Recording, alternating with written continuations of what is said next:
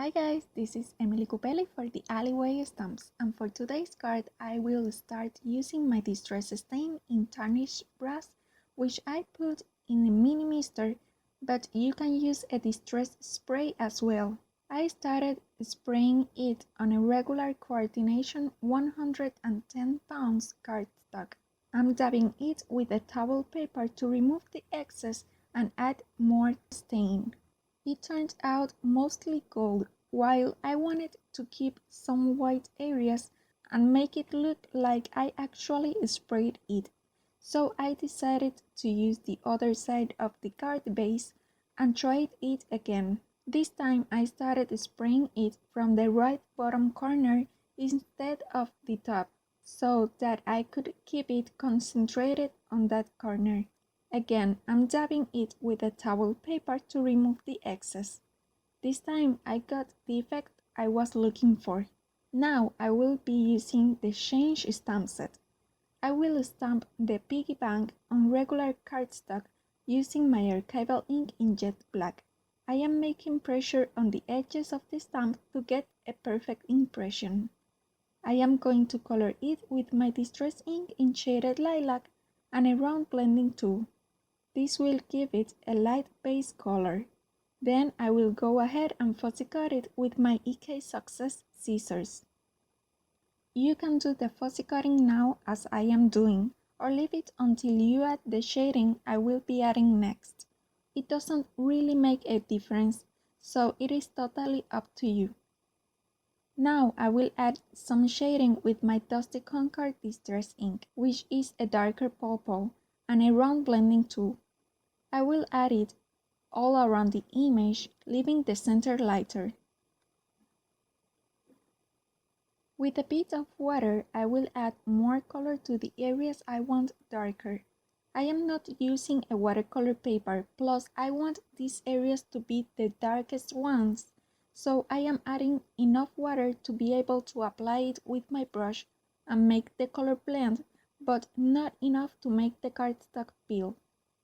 Also, I am basically dabbing the color to do not drag too much the brush.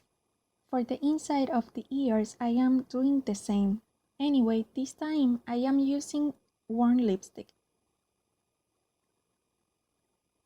Now with my distress marker in black soot, I will go all around the image to get rid of any white on the edge. Then I am going to use my Fiskars trimmer to cut the piece I created earlier, which is now completely dry. I will cut it a little smaller than an A2 card front so that I end up with a small white border all around my card, and I will glue it to the front of a white card base. I will press it down firmly to make sure it sticks very well.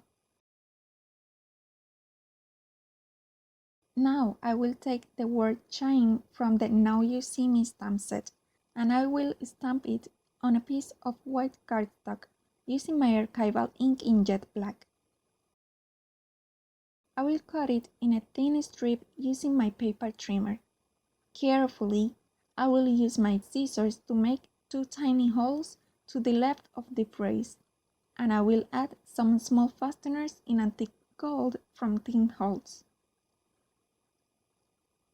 Then I will cut the end in a banner shape using my scissors as you can see here.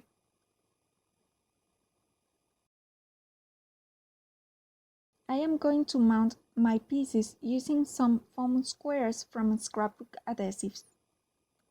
I will stick the piggy bank first, and then the phrase.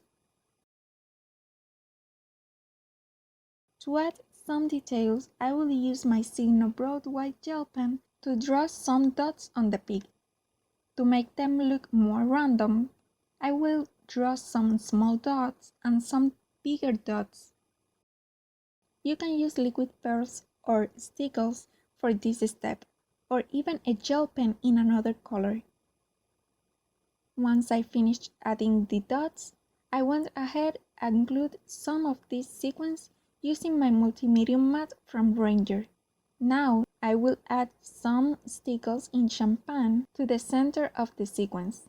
This way the card will not look unfinished, with the glue peeking out through the hole of the sequence, and will add more shine to the card, which goes perfectly with the theme. I will also add a coat of glossy accents to the whole pig, from the left to the right.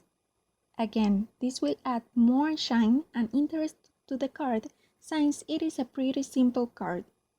Remember that the glossy accents dry completely clear and very glossy.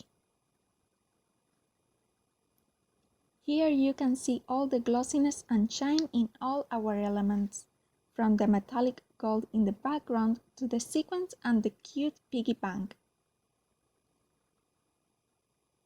I really hope you enjoyed this tutorial. If you did, please give this video a thumbs up and subscribe to the TheAlleyWayStamps channel as well as my channel if you're not subscribed yet. Remember to visit both blogs to see the full list of supplies and more close-up pictures. Here are 2 other cards for you to watch where I use the same 2 stamp sets I used today. Thank you so much for watching and I'll see you next time. Bye!